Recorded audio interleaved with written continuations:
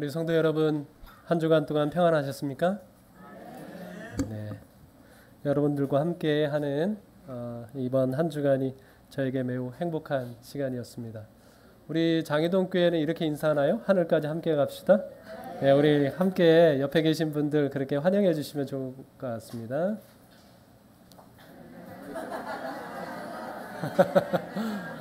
네, 네, 하늘까지 함께 갑시다. 네.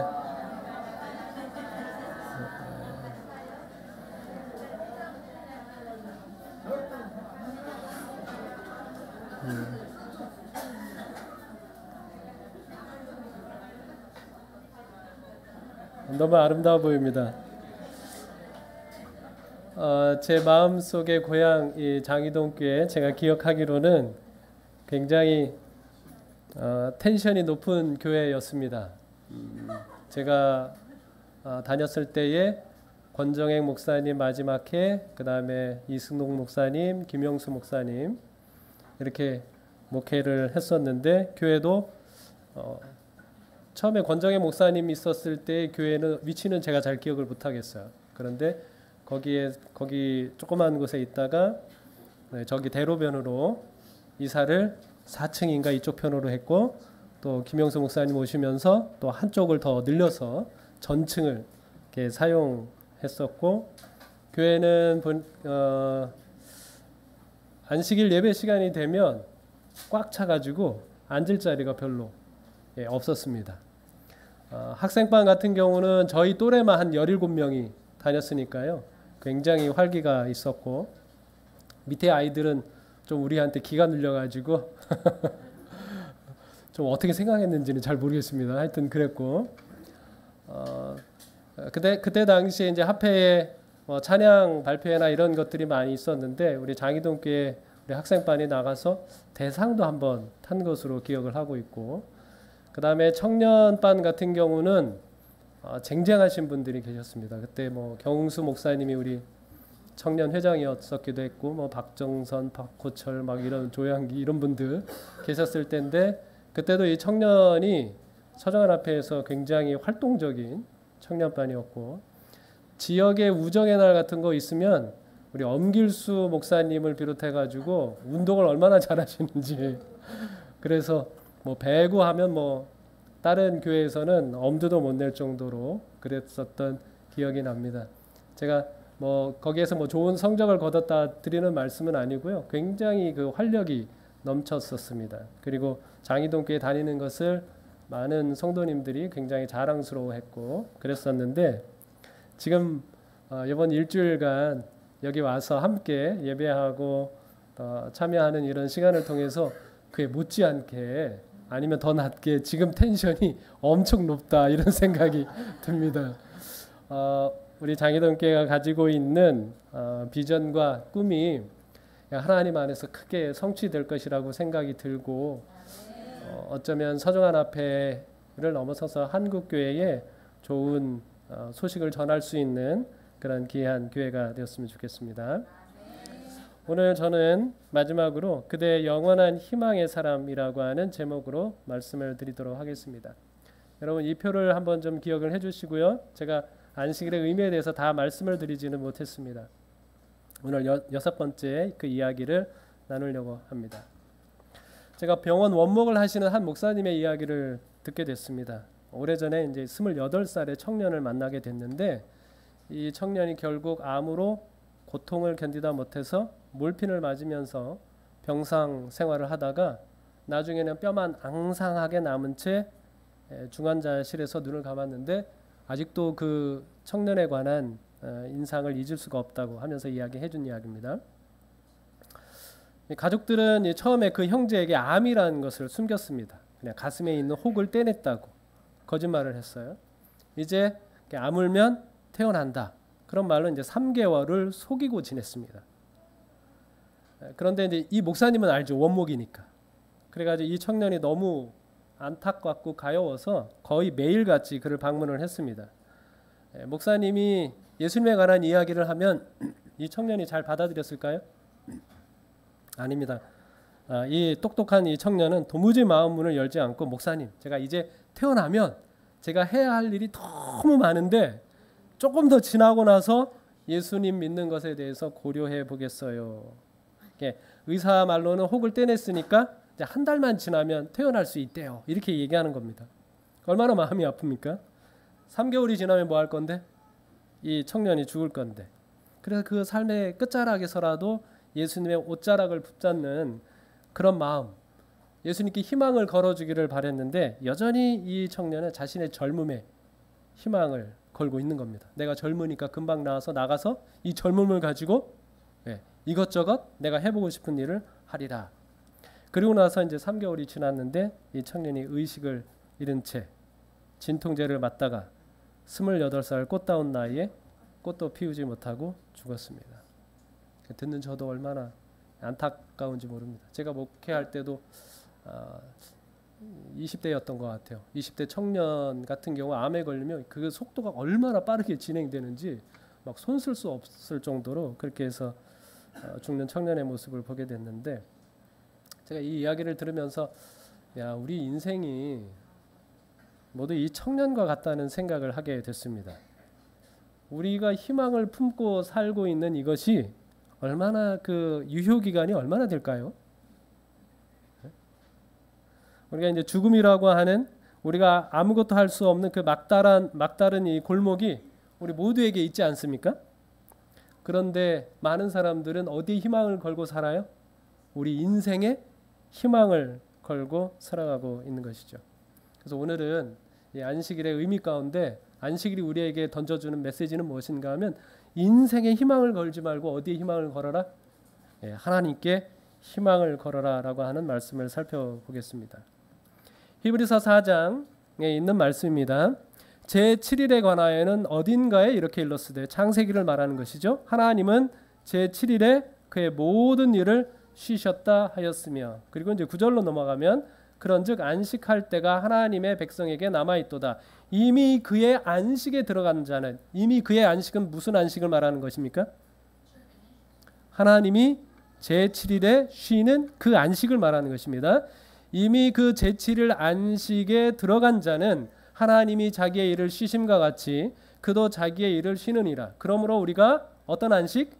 저 안식에 들어가기를 힘쓸지니 이는 누구든지 저 순종하지 아니하는 본에 빠지지 않게 하려 함이라. 자, 이 안식일이 가지고 있는 매우 중요한 그 역할이 있는데 무엇인가 하면 우리로 하여금 이 땅에서 제7일마다 일곱째 날마다 그 안식을 경험하라는 것입니다. 그 안식을 경험하게 되면 우리가 어떤 안식에 들어가기를 힘쓰는 사람이 된다는 거예요? 저 안식, 영원한 안식에 들어가도록 힘쓰는 사람이 되게 한다는 것입니다. 그래서 우리로 하여금 순종하지 않고 그래서 광야에서 죽을 수밖에 없었던 그런 사람들처럼 살지 않고 순종함으로 말미암아 하나님께서 우리에게 원래 주고자 하셨던 그 영원한 안식에 들어가도록 하게 한다라고 말씀하고 있는 것입니다. 그런데 이 안식일의 역할이 이것만이 아닙니다. 히브리서 4장의 결론은 이렇게 마무리를 짓고 있습니다. 그러므로입니다. 그러므로 우리에게 큰 대제사장이 계시니 승천하시니 곧 하나님의 아들 예수시라. 우리가 믿는 도리를 굳게 잡을지어다. 우리에게 있는 대제사장은 우리의 연약함을 동정하지 못하실 리가 아니요 모든 일에 우리와 똑같이 시험을 받으신 이로되 죄는 없으시니라. 그러므로 우리는 긍휼하심을 받고 때를 따라 돕는 은혜를 얻기 위하여 은혜의 보좌 앞에 담대히 나아갈 것이니라. 자, 이 안식일이 하는 역할이 무엇인가 하면 우리로 하여금 하나님께서 우리에게 주실 영원한 안식에 들어가도록 힘쓰는 사람이 되게 할 뿐만 아니라 뭐 한다는 거예요? 지금 제7일 안식일의 이 안식부터 저 영원한 안식까지 그 과정 중에서 우리로 하여금 누구를 바라보게 한다? 우리를 위하여 중보하고 계시는 대제사장이신 예수 그리스도를 바라보게 하고 우리로 하여금 때를 따라 돕는 은혜를 얻기 위하여 하나님의 은혜의 보좌 앞에 담대히 나아가게 하는 사람이 되도록 한다라고 말씀하고 있는 것입니다. 안식일은 우리로 하여금 저 영원한 안식에 대한 소망을 품게 할 뿐만 아니라 그 살아가는 과정에서 우리가 힘들고 어려운 일이 있을 때마다 누구를 바라보고? 하나님을 바라보고 그리스도를 소망하면서 그리스도께서 주시는 하나님께서 주시는 그 은혜의 도움을 받으며 살아가도록 하게 한다라고 말씀하고 있는 것이죠. 여러분 이렇게 방문하다 보면 뭐 이런 팻말도 좀 봅니다. 그렇죠? 종교 관련 방문 삼가해 주세요.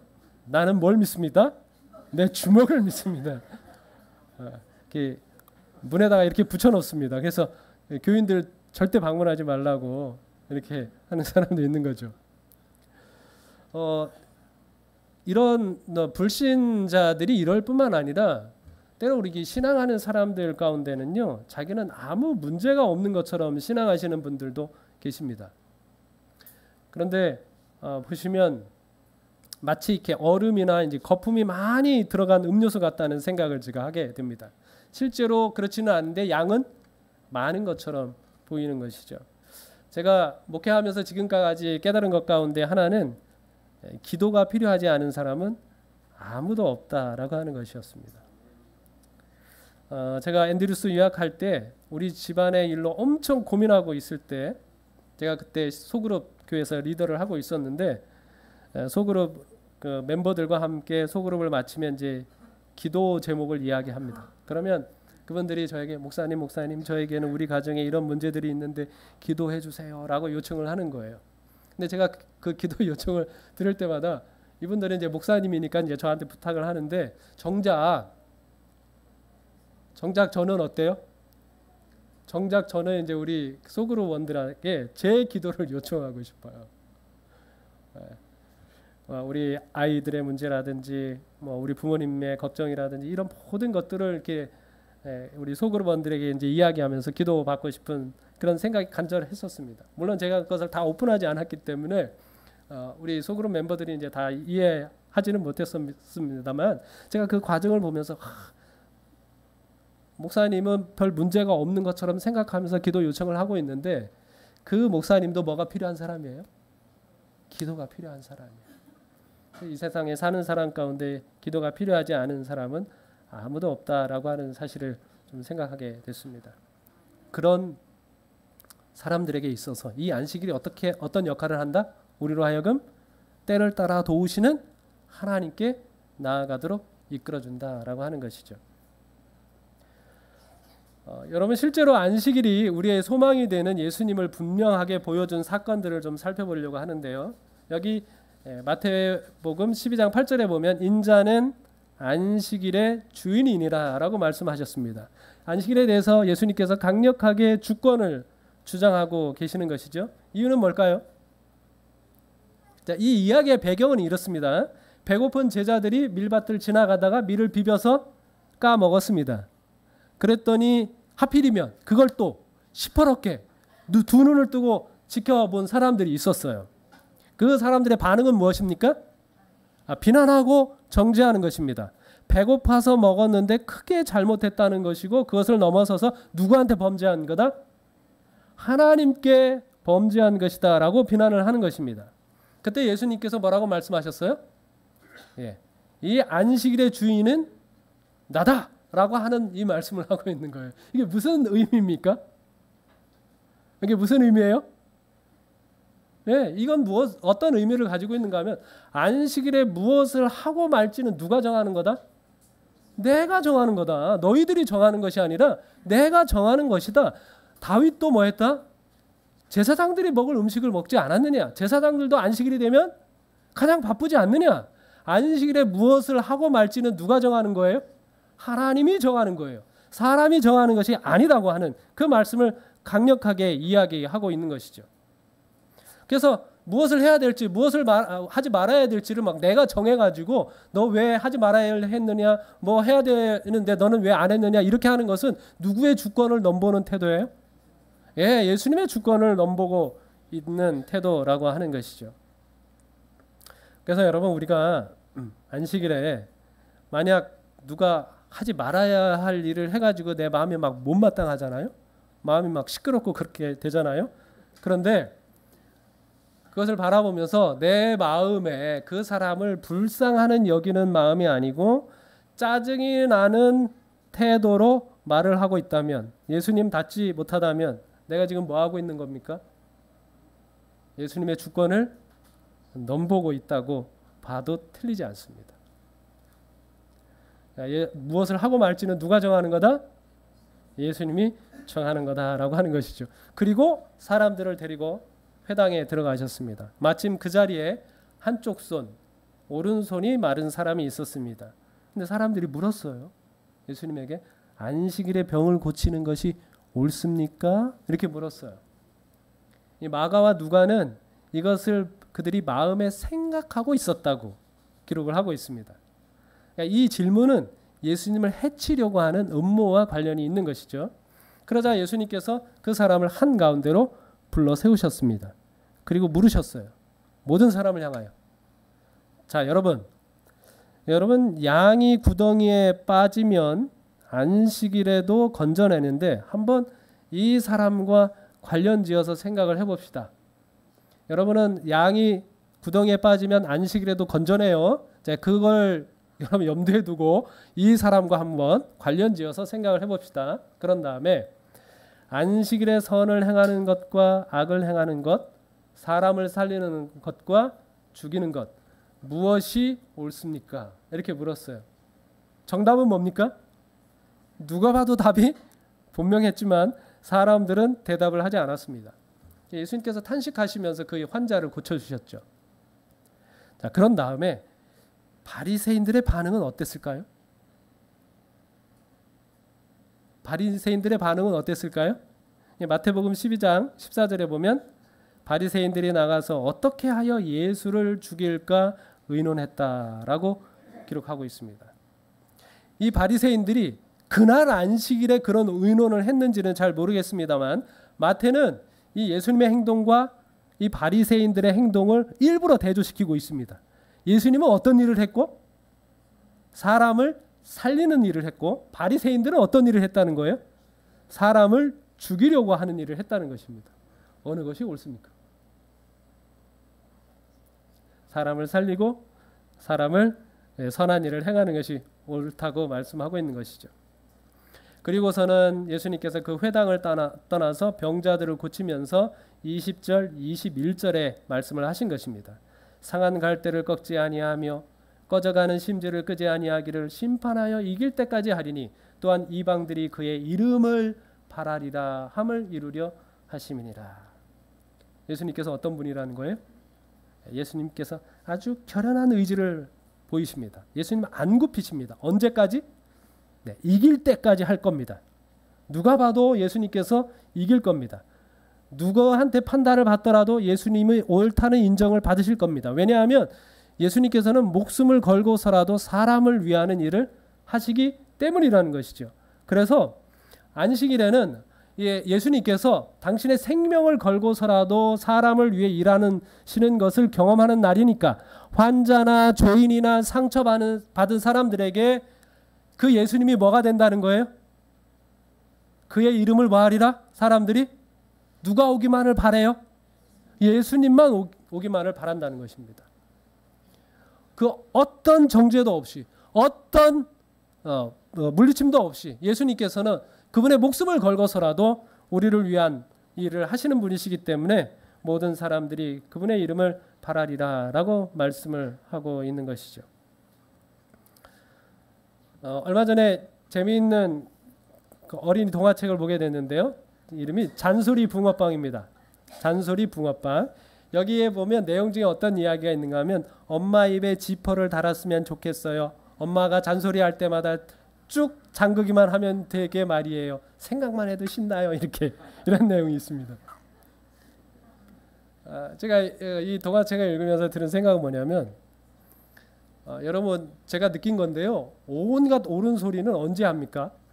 부모가 아이들한테 화가 잔뜩 났을 때 합니다. 피가 되고 살이 되는 이야기는 언제 다 해요? 화가 잔뜩 났을 때. 그래서 아이들에게 이 아빠로서 많은 이야기를 해줬는데 옳은 소리를 했어도 옳다는 소리를 잘 듣지 못합니다. 근데 예수님은 어떤 분이셔요? 예수님은 모든 말과 모든 행동이 다 옳은 소리를 우리에게 합니다. 그래서 우리 모든 죄인들이 그분의 하시는 것은 다 옳아요. 다 우리를 위한 것이라고 말을 하게 된다라고 하는 것이죠. 안식일에 사람을 살피셨던 한 가지 이야기를 더 들려드리도록 하겠습니다. 요한복음 5장 2절로 10절에 있는 말씀을 보시면 예수님께서 38년 된 병자를 고치신 이야기가 나옵니다. 장소는 어딘가 하면 베데스다라고 하는 못에 있었던 일입니다. 3절부터 보면 그 안에 많은 병자, 맹인, 다리 저는 사람, 혈기 많은 사람들이 누워 물의 움직임을 기다리니 이는 천사가 가끔 못에 내려와 물을 움직이게 하는데 움직인 후에 먼저 들어간 자는 어떤 병에 걸렸든지 낫게 되밀어라. 거기 38해 된 병자가 있더라. 예수께서 그 누운 것을 보시고 병이 벌써 오래된 줄 아시고 이르시되 내가 낫고자 하느냐. 병자가 대답하되 주여 물이 움직일 때에 나를 못에 넣어주는 사람이 없어. 내가 가는 동안에 다른 사람이 먼저 내려가나이다. 이 날은 어느 날? 안식일입니다. 안식일에 어디에서? 베데스다. 베데스다의 뜻은 뭐예요? 은혜의 집. 꼭 어디서 일어나는 일 비슷합니까? 네? 은혜의 집 어디? 교회가 은혜의 집이잖아요. 안식일에 교회에서 일어나는 일하고 매우 좀 비슷하다라고 하는 생각이 들었습니다. 자, 그런데 여러분 이 이야기를 보면은요, 굉장히 이 역설적인 상황들이 펼쳐져 있습니다. 첫 번째는 뭐냐면 여기 병자들에 대한 소개가 나오고 있는데요. 자, 이 사람들은 희망을 가지고 있습니다. 그들의 희망은 무엇입니까? 어떤 병이든지 못이 움직일 때에 먼저 들어간 자는 낫는다라고 하는 희망을 가지고 있습니다. 자, 그런데 여기에 세 부류의 환자들을 언급하고 있는데요. 자, 이 세 환자들 희망을 갖고는 있지만 그 희망을 이룰 가망이 있을까요, 없을까요?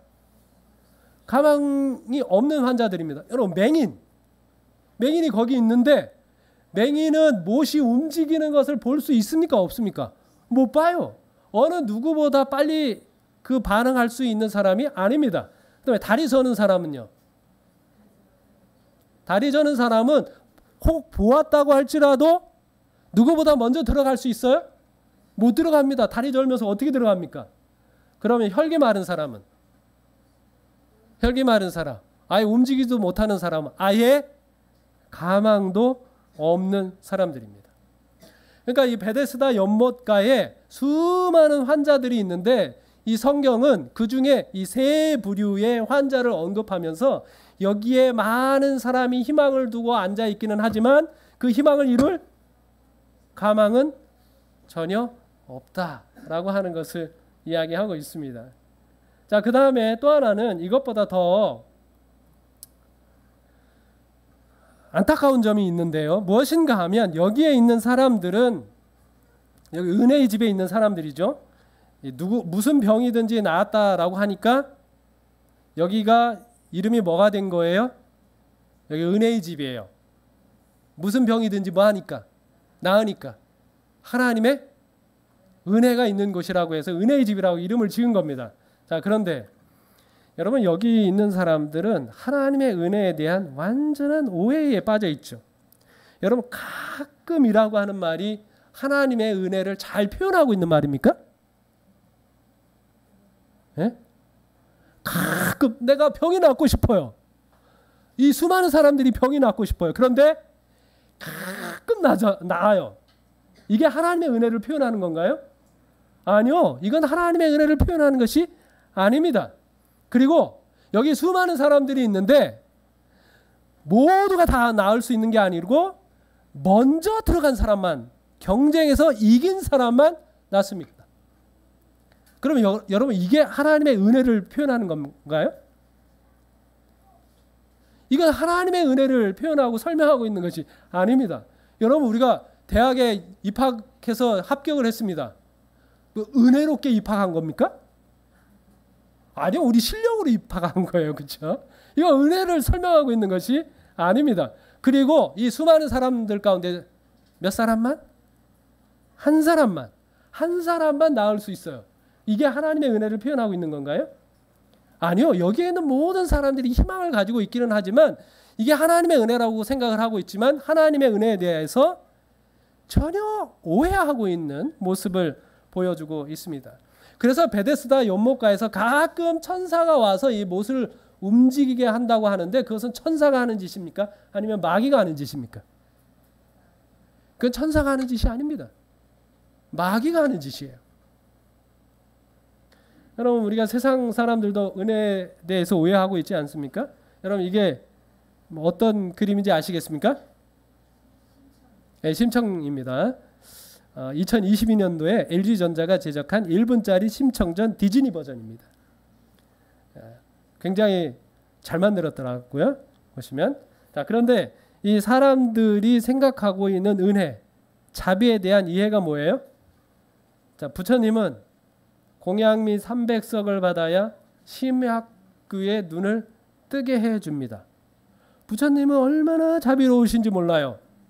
그런데 이 부처님은 누구 사정은 안 봐줘요? 가난한 사람의 사정은 안 봐줘요. 무조건 얼마를 내야 돼요? 공양미 300석을 내야 돼요. 이것을 사람들은 은혜라고 생각을 합니다.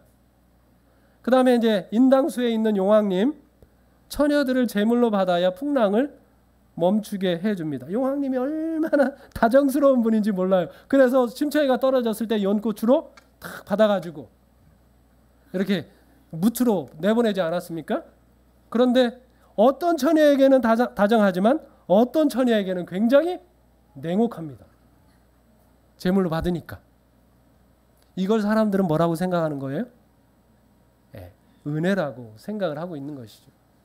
여기 하나님의 은혜에 대한 오해가 잔뜩 있는 것이 바로 베데스다 연못가인 것이죠. 그래서 이 연못가에서 어떤 일이 일어났는가 하면 못 가까이에 이르기에 성공한 많은 사람들이 그 못 바로 옆에서 죽었다. 병이 심해져서 죽었는지 밟혀 죽었는지 저는 죽지 않아서 다행이긴 합니다만 그런지는 잘 모르지만 뭐 했어요? 그 뭐 바로 옆에서 자기들이 희망이라고 생각한 그 뭐 바로 옆에서 사람들이 많이 죽었습니다. 그리고 이 38년 된 중풍병자에 대해서도 말하기를 그 한 가지 목적을 위한 그의 집요한 노력과 근심과 계속적인 실망은 그의 남은 기력을 신속히 빼앗아가고 있었다. 차라리 이 38년 된 이 병자가 어디 안 왔으면 그 연못가에 안 왔으면 지금처럼 심각해지지 않았을 텐데 오히려 그 연못가에 오는 바람에 뭐 하는 거예요? 더 심해졌다고 하는 것입니다. 그래서 그런 이 38년 된 병자가 그래도 마지막으로 누구에게 희망을 걸어봅니까? 내 힘으로는 안 되니까 사람에게 희망을 겁니다. 저를 도와줄 사람이 있으면 좋겠다고 이렇게 얘기하는 거죠. 뭐 하기만 하면 되니까. 예, 베데스다 연못가에 머리가 깨지면 어때요? 잡아서 그냥 물이 동하자마자 뭐 하기만 하면 돼요? 집어넣기만 하면 어떤 병이든지 뭐 하니까 다 나으니까 머리 깨져도 상관없어. 뭐 무조건 집어넣기만 하면 돼. 그런 사람이 필요하다고 그가 생각을 하고 있는 거죠. 그래서 저는 이 베데스다 연못가에서 나은 사람이 없다고 생각하지는 않습니다. 나은 사람이 있으니까 사람들이 모여들었겠죠. 어떤 환자가 나았을까요? 저는 제가 생각하기에는 무좀 환자가 나았을 거라고 생각이 듭니다. 무좀 환자는 뭐 아무 어려움이 없으니까 먼저 들어갈 수 있으니까. 여러분 그래서 이 38년 된 이 병자도 사람에게 희망을 걸지만 물이 움직이지 않을 때는 친구처럼 말을 하던 사람들이 정작 물이 움직일 때는 아무도 곁에 없습니다. 자기 사정이 더 바쁘기 때문에 그런 것이죠. 그래서 저는 이 연못가에 이 사람들의 모습을 보면서 그들을 가지고 있는 희망은 아무런 가망이 없기 때문에 희망이 아닙니다. 사람에게 희망을 품는다면 그 희망이 유효할까요? 그것도 역시 유효하지 않은 희망이 될 것입니다. 여러분 이 이회수라고 하는 작가가 청춘 불패 중에서 이 사람이 무엇으로 이제 오염되어 있는지를 설명을 하면서 욕망으로 이제 오염되었다라고 하는 그 이야기를 했습니다. 소망을 좀 품어라. 내가 잘 되기를 바라는 마음에서 비롯된 오물이 욕망이라면 남이 잘 되기를 바라는 마음에서 비롯된 연꽃이 소망이리니 욕망은 인간의 범죄에 머물러 세상을 몰락으로 인도하고 소망은 하늘의 범죄에 도달해 세상을 구원으로 인도한다. 그래요 지금부터 소망하라 라고 이야기하고 있어요. 우리가 소망을 갖는다면 진짜 희망이 있는 것인데 인간에게 희망을 품을 수 없는 이유는 뭐예요? 인간의 소망이라고 하는 것이 희망이라고 하는 것이 욕망으로 더럽혀져 있기 때문에 그렇습니다. 시간이 지나면 사람에게 희망을 걸 수 있을까요? 예, 요한계시록은 그렇지 않다고 이야기하고 있습니다. 요한계시록 18장 4절로 5절에 보면 내 백성아 그가 받을 재앙들을 받지 말라. 그의 죄는 뭐 할 거다? 하늘에 사무칠 것이다. 사람들은 점점 악해져서 이 세상의 죄를 가득할 뿐만 아니라 어디까지? 하늘에까지 사무치게 될 것이다 라고 이야기하고 있습니다. 그래서 요한계시록은 유일한 희망을 뭐라고 이야기하고 있는가 하면 사람은 희망이 될 수 없다. 그래서 내가 다시 올 것이다. 내가 진실로 속히 오리라 라고 말씀을 하고 있는 것이죠. 예수님만이 이 세상의 희망이 될 것이라고 말씀하고 있는 것입니다. 저는 이 표현을 참 좋아합니다. 그때 사람을 찾고 있는 이 사람에게 누가 오셨어요? 예수님께서 오셨습니다. 그리고 예수님께서 오셔서 그 38년 된 병자가 누워 있는 것을 보십니다. 그리고 그 병이 오래된 줄 아셨다라고 표현을 하고 있습니다. 여러분, 예수님께서는 이 병자가 누워 있는 것만 보신 것이 아니라 이 사람의 처참한 형편을 알고 계셨습니다. 예수님이 보신다는 것은 그냥 스쳐 지나가는 그렇게 보는 것이 아닙니다. 그분은 우리의 중심을 보십니다. 그리고 우리를 있는 그대로 보시는 것이죠. 정로의 계단에 정말 감동적인 표현이 있습니다. 다소라도 우리의 평강에 관계되는 일은 그것이 아무리 사소할지라도 그가 주목하지 않으시는 것은 없다. 우리의 경험 중에 어떠한 사건이 너무나 흉악하다고 하여 그것을 보시지 않으시는 것이 없고 아무리 복잡한 문제라도 그가 풀기에 너무 어려운 것도 없다. 당신의 자녀 중에 지극히 작은 자가 당하는 어떤 재난이나 그들의 심령을 괴롭게 하는 어떤 근심이나 기분을 좋게 하는 어떤 기쁨이나 입술에서 새어나오는 어떠한 진정한 기도라도 우리의 천부께서 그것들을 못 본 채 하시거나 거기에 직접적으로 관심을 두시지 않으시는 것은 하나도 없다. 예수님께서 어떻게 하신다는 거예요? 우리를 보신다는 거예요. 우리의 형편을 아신다는 것입니다. 그것이 아무리 사소할지라도 우리 예수님께서 우리를 보시고 아신다라고 말씀하고 있는 것이죠. 저와 우리 집사람은 기도 제목이 있을 때마다 노트에 기록을 합니다. 그리고 응답을 받으면 이제 저렇게 색깔을 칠해서 응답받은 내용도 짧게 기록을 합니다. 저는 지금까지 한 1,800개 정도 기도 제목을 기록했고요. 그 가운데 한 1,500번 이상의 응답을 받았습니다. 제 아내의 경우는 한 10,000개 이상의 기도 제목을 가지고 있어요. 얼마나 응답을 받았는지 저는 잘 모르겠어요. 세보지는 못했지만. 근데 우리 두 사람이 기도하면서 하나님을 배우는 게 있는데 염려할 일이 생기면 중무할 일이 생기면 이렇게 노트에 적습니다. 그러면 이제 염려보다는 약간 흥분이 됩니다. 내가 기도한 대로 응답되지 않아도 괜찮습니다. 그 일이 반대로 진행되는 경우도 있습니다. 그럼 어떨까요? 전에는 원망을 했습니다. 근데 지금은 흥분이 됩니다. 왜요? 왜냐하면 내 생각보다 훨씬 더 좋으신 하나님, 나와는 달라도 한참 다른 하나님께서 이 일을 얼마나 멋지게 진행시킬지 기대할 수 있기 때문에 그렇습니다. 물론 우리가 기도한다고 해서 하나님께서 즉각 내 문제들을 다 처리해 주시는 것 아닙니다. 제가 그런 말씀을 드리는 건 아닙니다. 죄악된 세상에서 우리가 신앙하면서 산다는 거 그렇게 만만한 것이 아니죠. 그 과정이 지난한 것들도 있습니다. 많죠.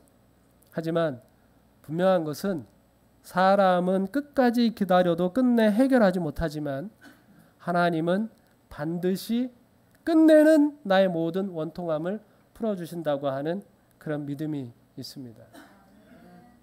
예수님께서 그 사람에게 묻죠. 내가 낫고자 하느냐 물었습니다. 이렇게 물으신 이유가 뭘까요? 저는 처음에 이 사건에 관한 기록을 읽으면서 이 말이 제일 이해가 안 갔습니다.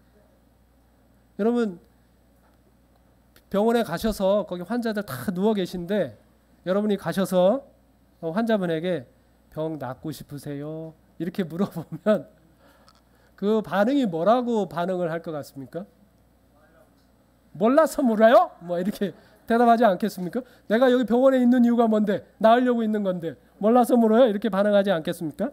근데 예수님 왜 이렇게 부르셨을까요?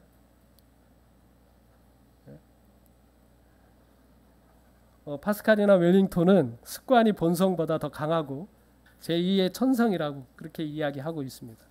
실망이나 낭망도 뭐가 된다는 겁니까? 습관이 됩니다. 우리가 신앙생활을 하면서 절망을 자꾸 하다 보면 하나님께 희망을 걸까요? 하나님께 희망을 잘 걸지 않습니다. 내가 낫고자 하느냐라고 하는 이 예수님의 음성은 잃어버린 희망을 뭐하는 음성이에요? 되살리는 음성입니다. 예수님께서 내가 낫고자 하느냐라고 말할 때에 이 사람이 저 물만 쳐다보다가 누구를 봐요? 예수님의 얼굴을 봅니다. 이분처럼 따뜻한 얼굴을 본 적이 없습니다. 이분의 음성처럼 다정한 음성을 들은 적이 없어요. 그 음성을 들으면서 그 마음 가운데 뭐가 생깁니까? 희망이 다시 생깁니다. 그리고 예수님께서 이 사람에게 일어나 내 자리를 들고 걸어가라. 그 말씀을 하니까 이 환자가 그 희망을 갖고 뭐 하게 돼요? 그 자리에서 일어나게 됩니다. 그 일어날 때 온 몸에 이렇게 피가 통하지 않던 그 온 몸에 피가 통할 때에 여러분 그 기분 어땠을까요?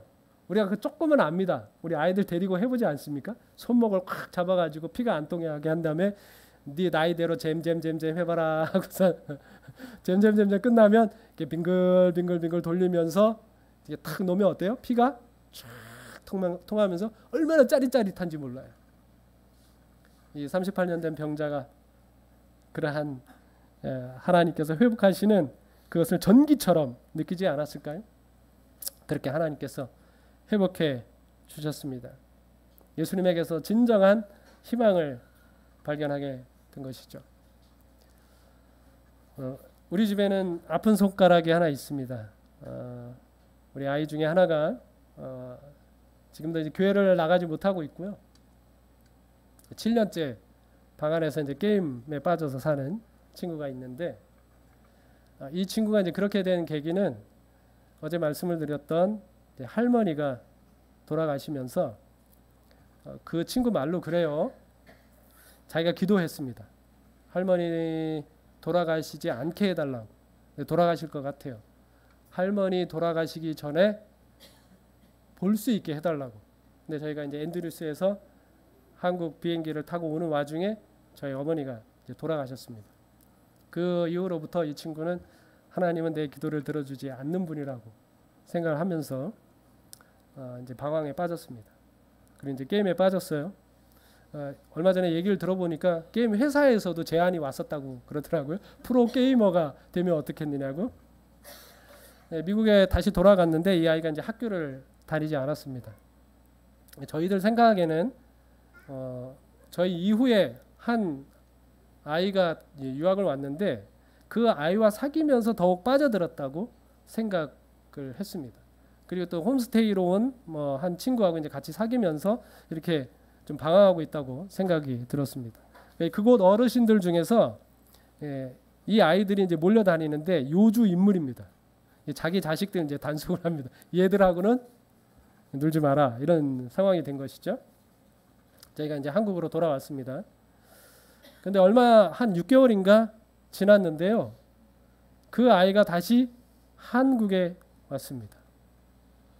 같이 게임을 하면서 밤에 저희가 이제 시화에서 목회를 했기 때문에 한국 36에 다니는 이 아이들을 이제 구리시에 계신 외할머니 집에 이제 거하면서 왔다 갔다 하게 됐는데 밤에 외할머니 집에 들어가지도 않고 전화를 해보면 아직도 안 왔다고 하는 그 이야기를. 그러면 그때마다 이제 저희가 시화에서 시흥에서 막 이 아이를 찾으러 막 여기저기 돌아다니고 했습니다.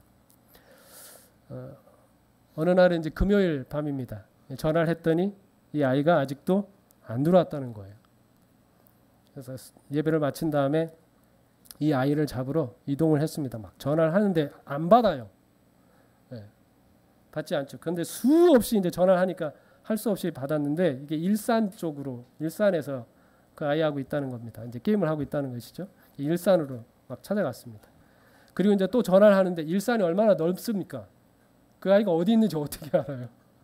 막 그냥 무작정 가는 거죠. 가면서 전화를 수도 없이 하는데 그 아이가 전화를 받지 않는 겁니다.